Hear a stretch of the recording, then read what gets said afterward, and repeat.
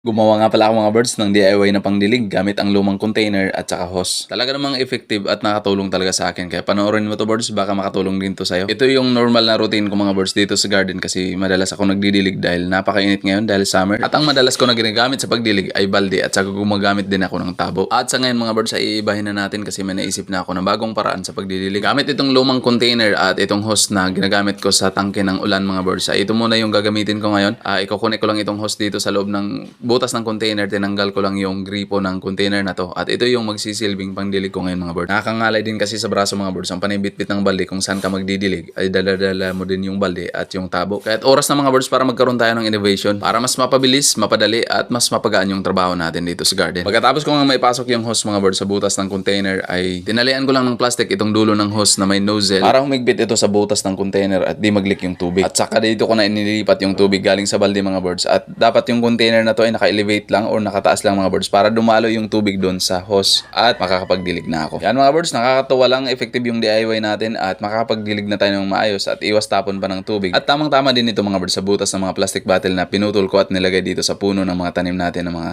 gulay. Kaya mas mapadali at mas mapagaan yung trabaho natin dito sa garden mga birds. Kaya kung meron kayong mga tanim o meron kayong garden ay pwede nyo itong gayahin para less hassle na din sa trabaho natin.